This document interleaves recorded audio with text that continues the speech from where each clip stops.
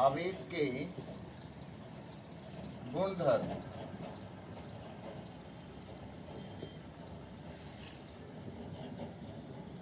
Properties of charge. इससे पिछली class में हमने बात की थी कि आवेश दो प्रकार का होता है। फर्स्ट पॉजिटिव चार्ज धन आवेश एंड सेकंड नेगेटिव चार्ज ऋण आवेश। इन दोनों ही आवेशों में एक दूसरे को निरस्त करने का गुण पाया जाता है। इसके अतिरिक्त आवेशों के अन्य गुण होते हैं जिनका अध्ययन हम इस क्लास में करेंगे। फर्स्ट, आवेशों की योज्यता, एडिटिविटी ऑफ चार्ज।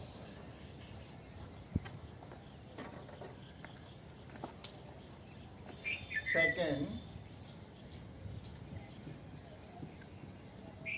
आवेशों का संरक्षण, जिसे हम आवेश संरक्षण भी कहते हैं, कंजर्वेशन ऑफ चार्ज। थर्ड, आवेशों की निश्चरता,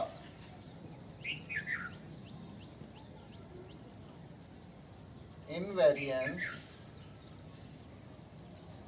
of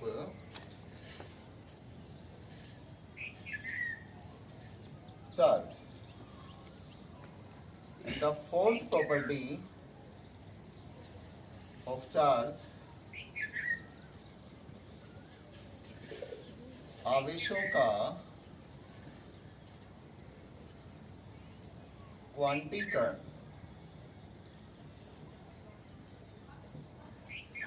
quantization of charge. There are four basic properties of charge, and first one, आवेशों की योज्यता।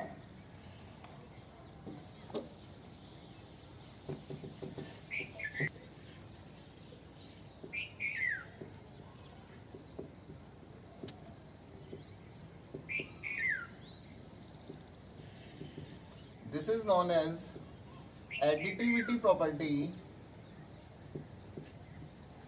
of charge.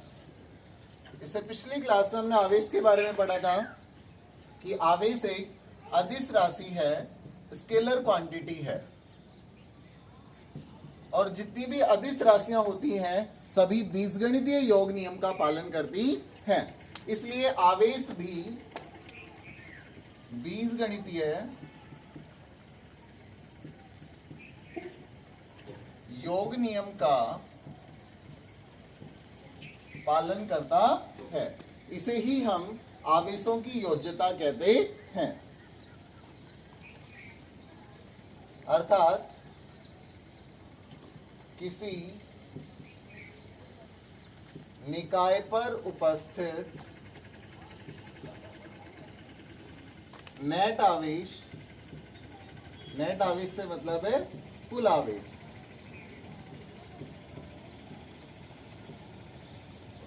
उस निकाय में उपस्थित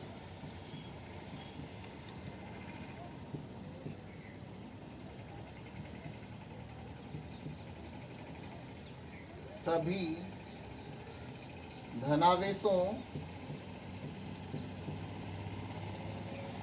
एवं ऋणावेशों के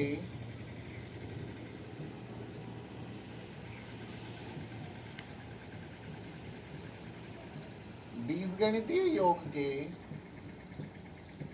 तुल्य होता है।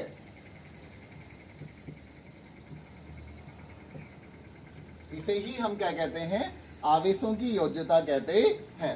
अर्थात किसी भी निकाय पर उपस्थित नेट आवेश उस निकाय में उपस्थित सभी धनावेशों एवं ऋण आवेशों के बीजगणितीय योग के तुल्य होता है। बीजगणितीय योग से मतलब है यहां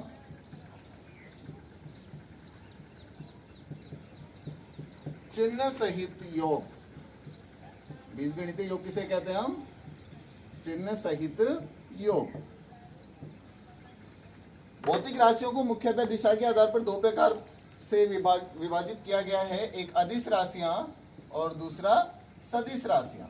सदिश राशियां सदिश योग नियम का पालन करती हैं, जिसमें त्रिभुज नियम होता है, बहुभुज नियम होता है, समांतर चतुर्भुज नियम होता है। जबकि जितनी भी अदिश राशियां हैं, स्केलर क्वांटिटीज हैं, ये सभी बीजगणितीय योग का पालन करती हैं। और बीजगणितीय योग से आशय है चिन्ह सहित योग।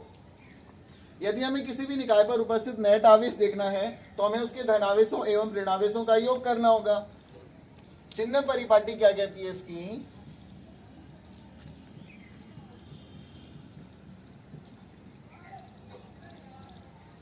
धनावेश, धनावेश को हमें क्या मानना होता है? प्लस। जबकि ऋणावेश को हम क्या मानते हैं? माइनस। किसी भी निकाय पर जितना धनावेश होता है उसे हम प्लस से डिनोट करते हैं, योग करते हैं उसका, और जितना भी ऋणावेश होता है उसे हम माइनस से प्रदर्शित करते हैं। देखिए फॉर एग्जाम्पल, ये आपके पास मान लीजिए कोई भी निकाय है। इस निकाय में ये मेरे पास Q1 है प्लस 5 कूलाम, कोई चार्ज Q2 है माइनस 7 कूलाम, Q3 है 3 coulomb and Q4 is equals to minus 2 coulomb. हमें इस निकाय का नेट आवेश ज्ञात करना है।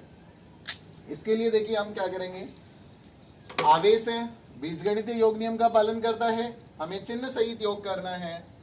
तो Q net is equals to Q1 plus Q2 plus Q3 plus Q4। Net charge यही होगा इस पर। Q net is equals to Q1 की वैल्यू देखिए प्लस 5 प्लस Q2 माइनस 7 प्लस Q3 पॉजिटिव है, प्लस लेंगे, plus 3, Q4 minus 2। So Q net is equals to 5 and 3, 8 minus 7 and 2, 9. Q net is equals to minus 1 coulomb. अर्थात इस निकाय पर जो नेट आवेश होगा, कुल आवेश होगा, वो कितना होगा? Minus 1 coulomb. और यह निकाय कैसा होगा? ऋण आवेशित। इसका नेट आवेश कैसा है? ऋण आवेश माइनस 1 कूलाम, इसलिए ये कैसा होगा? ऋण आवेशित। इसे अगर हम किसी सूत्र से दर्शाने की बात करें तो देखिए,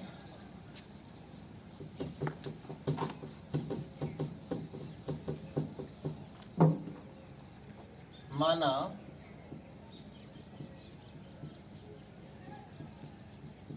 किसी निकाय पर उपस्थित धनावेश, मान लीजिए उस निकाय में P प्रोटॉन है, उसका जो धनावेश होगा वो कितना होगा? प्लस P इंटू एक इलेक्ट्रॉन पर उपस्थित आवेश, अर्थात प्लस PE। यदि मैं बात करूं ऋणावेश की, ऋणावेश है मान लीजिए N, उसमें इलेक्ट्रॉन है तो N into E minus NE। अतः निकाय का कुल आवेश।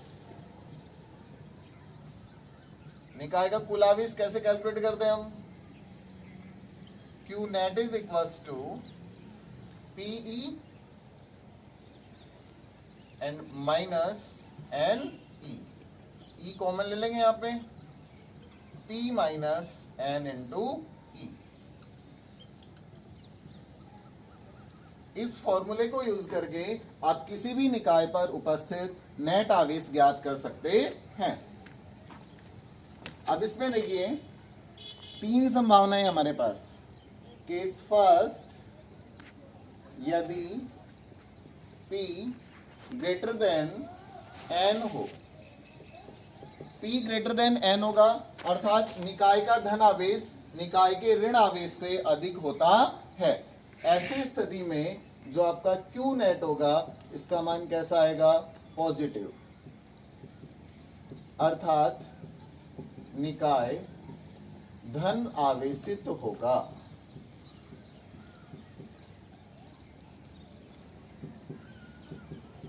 Clear? Can if N is greater than P। अब हमने मान लिया इसमें कि ऋणावेश का मान धनावेश से अधिक है। Q नेट कैसा आ जाएगा आपके पास? नेगेटिव, अर्थात निकाय ऋण आवेशित होगा।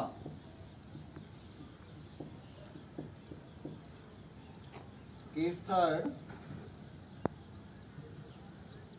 if P is equals to N, that means जितना इस पर पॉजिटिव चार्ज है उतना ही इस पर क्या आ गया? Negative charge. In this case Q net will become 0, अर्थात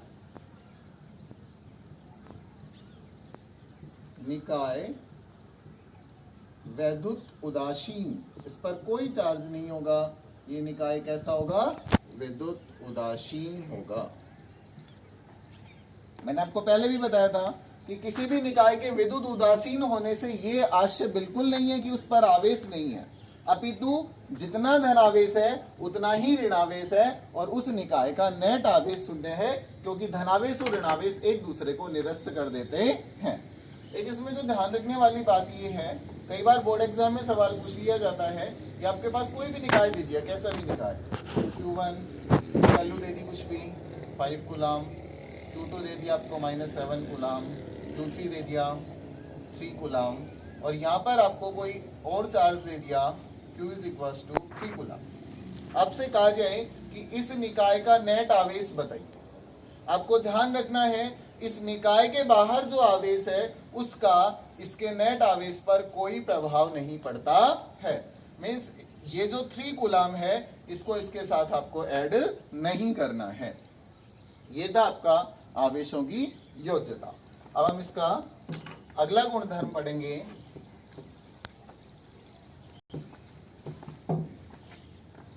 सेकंड, आवेशों का संरक्षण।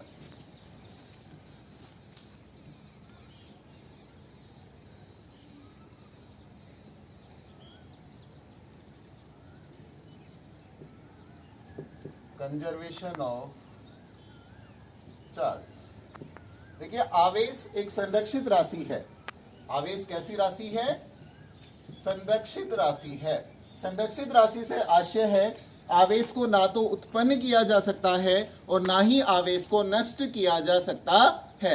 इसे केवल एक निकाय से किसी दूसरे निकाय पर स्थानांतरित किया जा सकता है। इसे ही हम क्या कहते हैं? आवेशों का संरक्षण कहते हैं।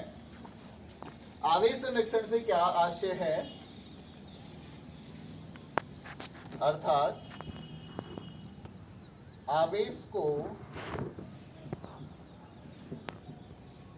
ना तो उत्पन्न किया जा सकता है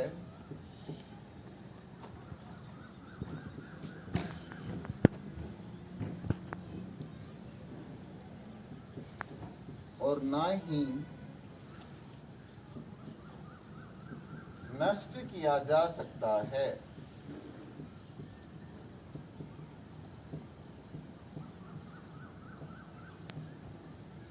इसे केवल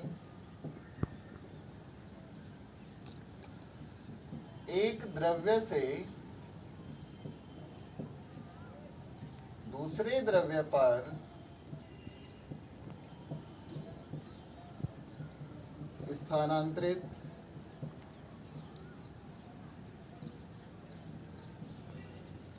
किया जा सकता है। इसे हम क्या कहते हैं? आवेशों का संरक्षण। That means charge neither can be created and nor can be destroyed. It may only transfer from one object to another object. यह तभी संभव है जबकि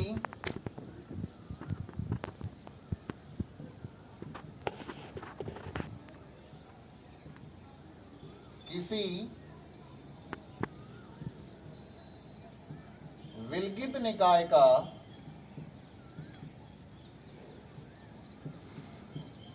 कुल आवेश या नेट आवेश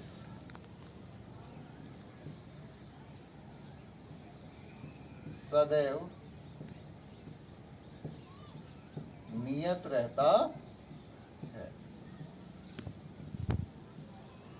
Q net is equals to constant, नियत।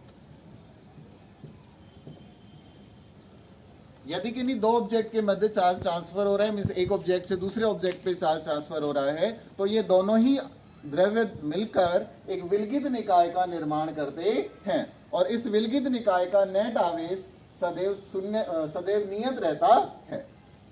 कुल चार्ज क्या रहेगा उसका? हमेशा नियत रहता है।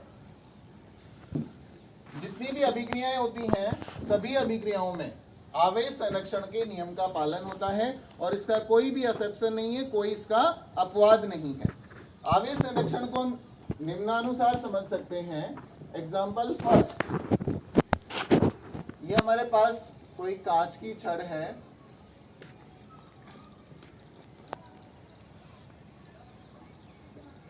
ये रेशम का कपड़ा। जब इन दोनों का घर्षण करवाया जाता है तो कांच की छड़ से कुछ इलेक्ट्रॉन रेशम के कपड़े पर ट्रांसफर हो जाते हैं, जिससे कांच की छड़ पर क्या आ जाता है? धनावेश, और रेशम का कपड़ा ऋण आवेशित हो जाता है। इस प्रक्रिया में जितना कांच की छड़ पर धनावेश आता है उतना ही रेशम के कपड़े पर ऋणावेश आता है। अर्थात इस प्रक्रिया में आवेशों का संरक्षण होता है। सेकेंड, एबोनाइट की छड़,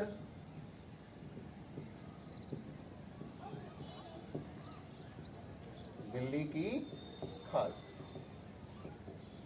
यदि इन दोनों को आपस में रगड़ा जाए तो यह पाया जाता है कि बिल्ली की खाल से कुछ इलेक्ट्रॉन एबोनाइट की छड़ पर ट्रांसफर हो जाते हैं, जिससे एबोनाइट की छड़ ऋणावेशित एवं बिल्ली की खाल धनावेशित हो जाती है। एबोनाइट की छड़ पर जितना ऋणावेश आता है, बिल्ली की खाल पर उतना ही धनावेश उत्पन्न हो जाता है और इस प्रक्रिया में कुल आवेश नियत रहता है। एग्जाम्पल अगर मैं थर्ड की बात करूं, आपके पास एक प्रोसेस होती है जिसे हम युग्म विलोपन कहते हैं। इस युग्म विलोपन की प्रक्रिया में क्या होता है? एक इलेक्ट्रॉन है आपके पास, ये इलेक्ट्रॉन एक पॉजिट्रॉन के साथ मिलकर, इलेक्ट्रॉन पर चार्ज होता है -1, पॉजिट्रॉन पे चार्ज होता है +1। ये -1 E0, ये +1 E0। ये दोनों मिलकर एक दूसरे को निरस्त कर देते हैं और इस स्थिति में एक विद्युत चुंबकीय विकिरण गामा का निर्माण होता है। इस गामा की जो एनर्जी होती है ये है 1.02 मेगा इलेक्ट्रॉन वोल्ट। इस प्रक्रिया को हम युग्म विलोपन कहते हैं। युग्म विलोपन क्यों कहते हैं? क्योंकि यहाँ पे एक इलेक्ट्रॉन, यहाँ पे पॉजिट्रॉन, ये दोनों मिलकर विलुप्त हो गए, दोनों ने एक दूसरे को निरस्त कर दिया और एक गामा विद्युत चुंबकीय विकिरण का निर्माण हुआ है जिसकी एनर्जी 1.02 मेगा इलेक्ट्रॉन वोल्ट है। इसका जो वाइस वर्सा होता है, इसका जो रिवर्स होता है, उसे हम युग्म उत्पादन कहते हैं। युग्म उत्पादन से आशय है कि ये गामा विद्युत चुंबकीय विकिरण एक इलेक्ट्रॉन एवं एक पॉजिट्रॉन, इसे हम कहते हैं इलेक्ट्रॉन और इसे हम कहते हैं पॉजिट्रॉन।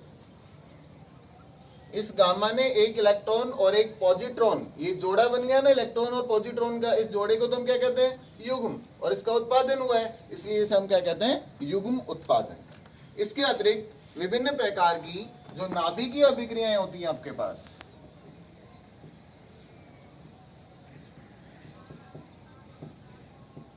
नाभिकीय अभिक्रियाओं में भी आवेश संरक्षण के नियम का पालन होता है। फॉर एग्जाम्पल, अगर मैं बात करूं नाभिकीय विखंडन की, नाभिकीय विखंडन और नाभिकीय संलयन, ये दोनों नाभिकीय अभिक्रियाएं होती हैं। यहां मेरे पास 92 यूरेनियम 238 एक तत्व है, इसका नाभिकीय विखंडन हो रहा है 90 थोरियम 234, और इस प्रोसेस में एक अल्फा कण जनरेट होता है 2He4, ये आपके पास अल्फा कण। अब यहां देखिए, इधर आवेश है आपके पास 92 क्रियाकारक का, और अगर हम उत्पाद की बात करें, थोरियम पर 90 और हीलियम पर 92, 90 प्लस 2, टोटल कितना है? 92। यहां भी क्या हो रहा है? आवेशों का संरक्षण होता है। इस प्रकार सभी अभिक्रियाओं में आवेश संरक्षण नियम का पालन होता है। नेक्स्ट हम बात करेंगे आवेशों की निश्चलता की।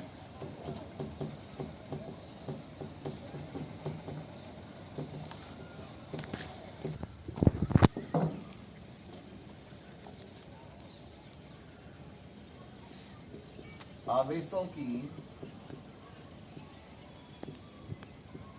निश्चलता, इससे मीन्स है इनवेरियंस ऑफ चार्ज। इनवेरी से मतलब है जो बदलता नहीं है, परिवर्तित नहीं होता है, अर्थात नियत रहता है। इसे ही हम इसकी कौन सी प्रॉपर्टी बोलते हैं? इनवेरियंस ऑफ चार्ज, आवेशों की निश्चलता। आवेशों की निश्चलता में हम दो पॉइंटों की बात करेंगे। फर्स्ट, आवेश का मान निर्देश तंत्र के चुनाव पर निर्भर नहीं करता।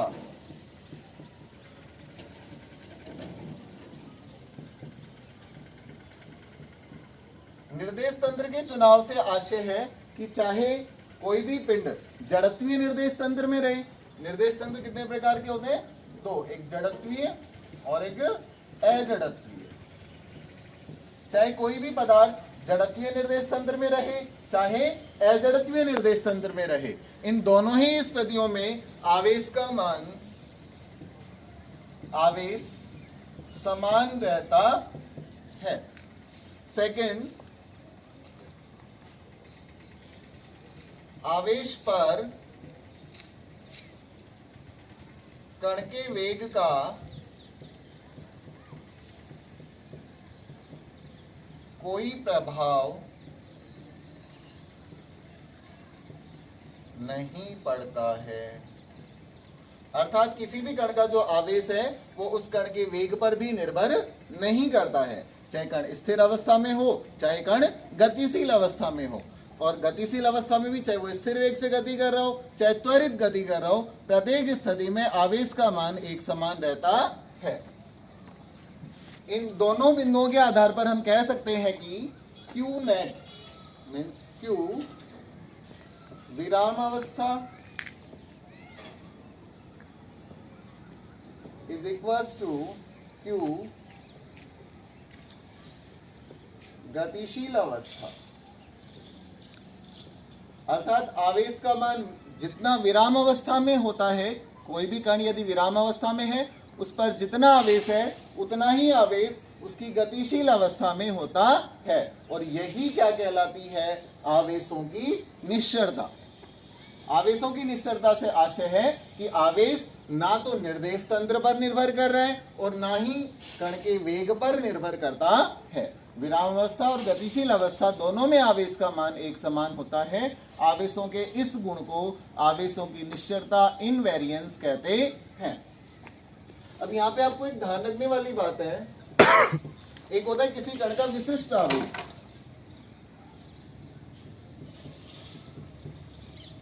विशिष्ट आवेश। इस विशिष्ट आवेश का जो मान है ये निश्चर नहीं होता है, इसका मान परिवर्तित होता है। विशिष्ट आवेश से आशय क्या है? किसी कण पर उपस्थित आवेश एवं उस कण के द्रव्यमान का अनुपात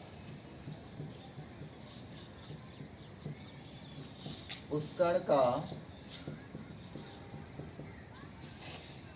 विशिष्ट आवेश कहलाता है। किसी कण पर उपस्थित आवेश एवं उस कण के द्रव्यमान के अनुपात को हम उस कण का विशिष्ट आवेश कहते हैं। इसे हम Q/m, Q क्या है? उस पार्टिकल पर जो चार्ज है वो, और m mass of that particle, या E/m, क्योंकि हम चार्ज को कभी कभी क्या करते हैं? E से भी डिनोट कर देते हैं, तो इसे Q/m या E/m द्वारा निरूपित किया जाता। अब देखिए, कण का जो आवेश है वो तो वेग के साथ परिवर्तित नहीं होता है, लेकिन कण का जो द्रव्यमान है वो वेग के साथ परिवर्तित होता है। आपने विशिष्ट आपेक्षिकता का सिद्धांत पढ़ा होगा। विशिष्ट आपेक्षिकता के सिद्धांत से, विशिष्ट आपेक्षिकता का सिद्धांत क्या कहता है कि जो द्रव्यमान है m, that is equal to m0 upon √1 minus v² upon c²। किसी भी कण का जो द्रव्यमान है वो वेग के साथ इस सूत्र के अनुसार परिवर्तित होता है, जहां m0 क्या है? उसका रेस्ट मास है, उसका विराम द्रव्यमान है। जब कण विराम अवस्था में होता है तो उसका जो द्रव्यमान है उसे हम क्या कहते हैं? उसका रेस्ट मास, विराम द्रव्यमान। v कण का वेग है, c प्रकाश की चाल है। जब कोई कण लगभग प्रकाश की चाल के, जब v का मान अप्रोक्सीमेट इक्वल टू c हो जाता है तो उसके द्रव्यमान का मान बढ़ जाता है। उसके द्रव्यमान का मान क्या हो जाता है? बढ़ जाता है। द्रव्यमान का मान बढ़ने से, जब द्रव्यमान का मान बढ़ गया तो विशिष्ट आवेश, विशिष्ट आवेश क्या होता है हमारे पास? Q/m। जब उच्च वेग पर m बढ़ता है, जब उच्च वेग पर m का मान बढ़ेगा तो विशिष्ट आवेश का मान घट जाता है। अर्थात किसी भी कण का जो विशिष्ट आवेश है वो उसके वेग पर भी निर्भर करता है, और उच्च वेग पर विशिष्ट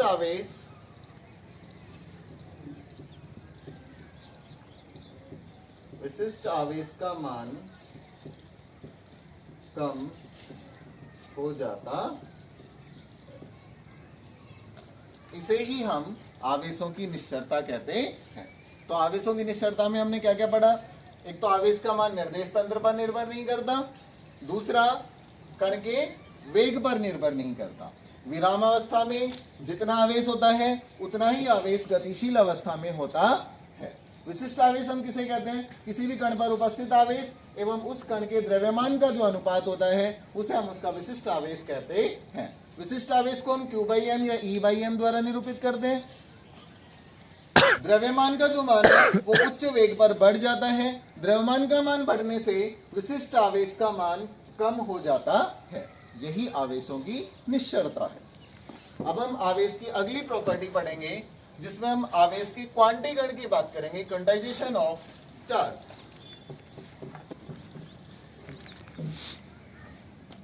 आवेशों का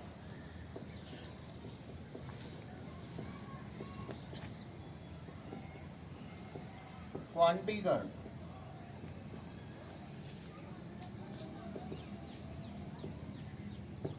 क्वांटाइजेशन ऑफ चार्ज। देखिए बड़ी सिंपल सी बात है। कल अपन ने आवेशन पढ़ा था पदार्थों का। मान लीजिए आप किसी भी पदार्थ को आवेशित कर रहे हैं, किसी कण को आवेशित कर रहे हैं, आप उसे या तो इलेक्ट्रॉन निकालेंगे या आप उसको इलेक्ट्रॉन देंगे। मान लीजिए आप किसी भी पदार्थ से, या आपके पास कोई ऑब्जेक्ट है ए, इससे आप इलेक्ट्रॉन निकाल रहे हैं। अब कितने इलेक्ट्रॉन निकाल पाएंगे? 1, 2 या 3 या 4 and dot dot dot dot n। इसी प्रकार आप मान लीजिए इसको इलेक्ट्रॉन दे रहे हैं, आप कितने इलेक्ट्रॉन दे पाएंगे? 1, 2, 3, या तो आप 1 देंगे या 2 या 3 या 4 अप टू n। अर्थात किसी भी पदार्थ से आवेशों का जो स्थानांतरण होता है वो आवेश की एक निश्चित न्यूनतम मात्रा के रूप में ही होता है। आप जो भी आवेश आप देंगे वो 1 इलेक्ट्रॉन पर उपस्थित आवेश का 1 इलेक्ट्रॉन पर उपस्थित आवेश का पूर्ण गुणज होगा। आप जो भी चार्ज ट्रांसफर करेंगे, समझने वाली बात है यहाँ पे, आवेशों के क्वांटीकरण से क्या मतलब होता है कि आप जो भी आवेश दे रहे हैं वो 1 इलेक्ट्रॉन पर उपस्थित आवेश का पूर्ण गुणज होता है। पूर्ण गुणज होने से क्या होगा? किन्हीं भी 2 या 2 से अधिक पदार्थों के बीच जो आवेशों का स्थानांतरण हो रहा है वो आवेशों की एक निश्चित न्यूनतम मात्रा के रूप में होता है, जिसे हम आवेशों का क्वांटा कहते हैं। ये बोर्ड एग्जाम में भी सवाल पूछा जाता है कि आवेशों के क्वांटा क्या होता है। आवेशों के क्वांटा से क्या आशय है? आवेश का क्वांटा।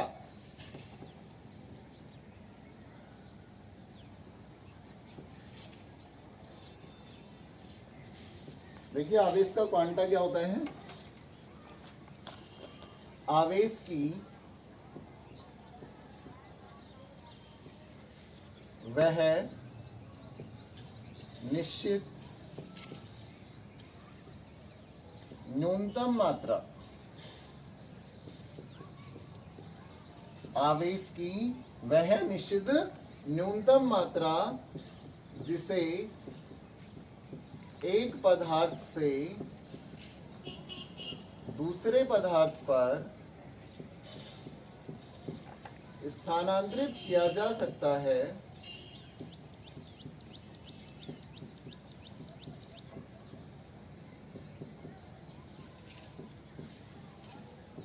उसे ही हम क्या कहते हैं? आवेश का क्वांटा कहलाता है।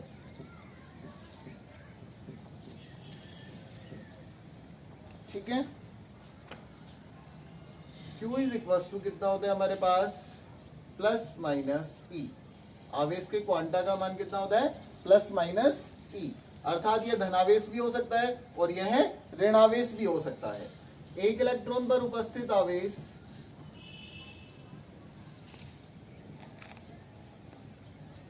का परिमाण 1.602 10⁻⁻19 कूलम। ये जो वैल्यू है आवेश की, यह आवेश के क्वांटा को दर्शाती है। अगर ये पॉजिटिव है तो प्लस 1.602 × 10⁻⁻19 ये प्रोटॉन का आवेश होता है, और यदि ये नेगेटिव है तो माइनस 1.602 × 10⁻⁻19 कूलम। तो आवेश के क्वांटीकरण से क्या आशय है कि किसी भी पदार्थ पर होने वाला आवेश का स्थानांतरण एक इलेक्ट्रॉन पर उपस्थित आवेश के परिमाण का पूर्ण गुणज होता है, जिसे हम आवेशों का क्वांटीकरण कहते हैं। अगर हम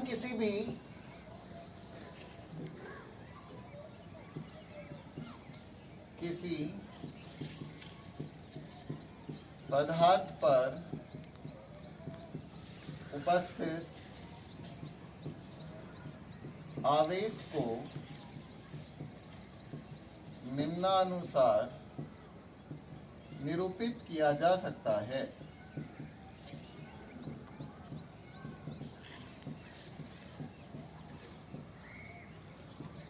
Q is equal to plus minus n e, जहां n एक पूर्णांक है। n की वैल्यू 1, 2, 3, 4 कहीं तक भी हो सकती है। यदि यह पदार्थ उदासीन है तो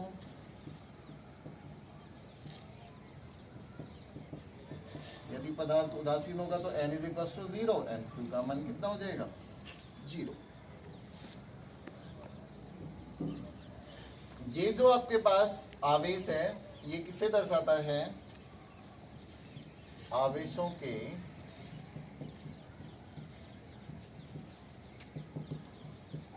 क्वांटीकरण को दर्शाता। तो आवेशों की क्वांटीकरण से आशय है कि किसी भी पदार्थ से होने वाला आवेश का स्थानांतरण एक इलेक्ट्रॉन पर उपस्थित आवेश के परिमाण का पूर्ण गुणज होता है। इसे हम आवेश का क्वांटा कहते हैं, और यह जो प्रक्रिया है इसे हम आवेश का क्वांटीकरण कहते हैं। इसका एक एक्सेप्शन भी है, देखिए कुछ ऐसे कण भी खोजे गए हैं जिन पर उपस्थित आवेश प्लस माइनस E3 होता है। इन्हें हम क्वार्क कण भी कहते हैं। ऐसे कण भी होते हैं जिन पर आवेश प्लस माइनस E3 है, इन्हें हम क्वार्क कण कहते हैं।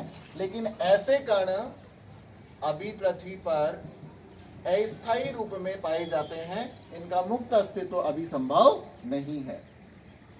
तो यह था आपका आवेश का क्वांटीकरण।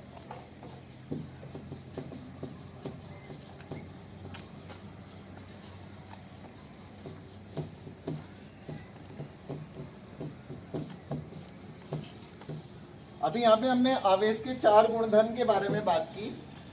अब उन्हीं के आधार पर हम द्रव्यमान एवं आवेश में अंतर स्पष्ट करेंगे कि द्रव्यमान एवं आवेश में क्या अंतर होता है। फर्स्ट देखिए, किसी भी कण के द्रव्यमान से आशय क्या है? द्रव्यमान से आशय किसी भी कण के जड़त्व की माप कितनी होती है, उसे ही हम क्या कहते हैं? द्रव्यमान। द्रव्यमान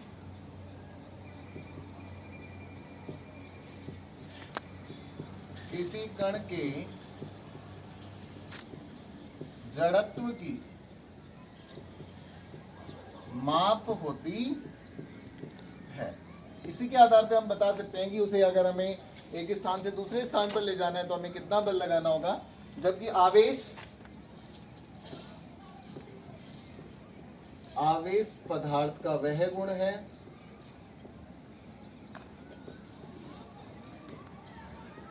जो पदार्थ की विद्युत प्रकृति का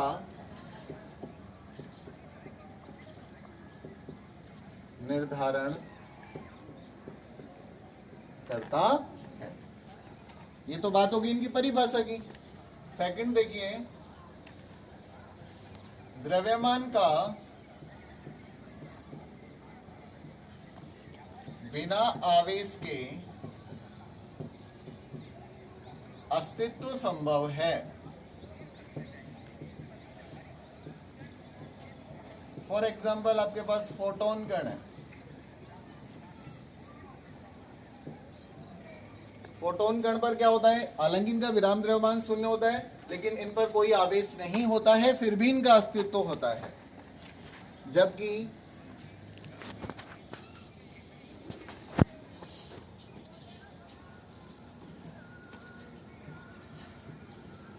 आवेश का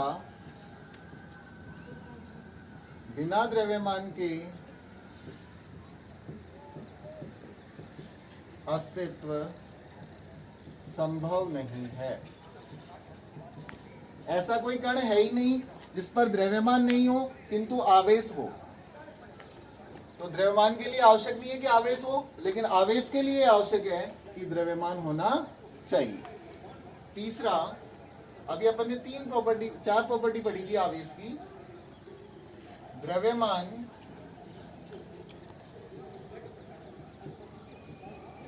एक संरक्षित राशि नहीं है क्योंकि इसका ऊर्जा में रूपांतरण संभव है। जब भी कुछ अभिक्रियाएं होती हैं, उन अभिक्रियाओं में द्रव्यमान का कुछ एक भाग ऊर्जा में परिवर्तित हो जाता है, जबकि आवेश में ऐसा नहीं है। आवेश कैसी राशि है? आवेश एक संरक्षित राशि है। नेक्स्ट, द्रव्यमान के लिए द्रव्यमान का क्वांटीकरण परिभाषित नहीं है। द्रव्यमान का ऐसा कोई मान नहीं है कि हम एक पदार्थ से दूसरे पदार्थ पर इतना ही द्रव्यमान स्थानांतरित कर सकते हैं, जबकि आवेश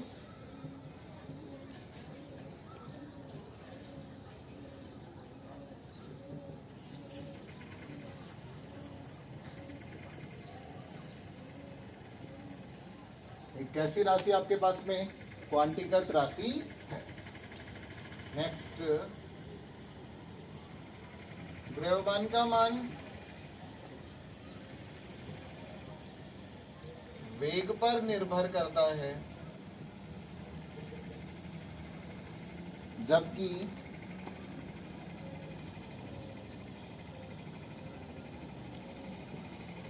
किसी कण का आवेश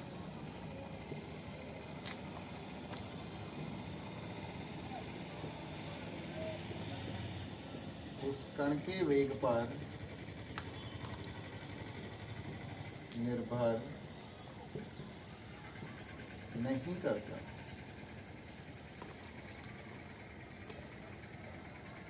नेक्स्ट, द्रव्यमान को हम किलोग्राम में रिप्रेजेंट करते हैं।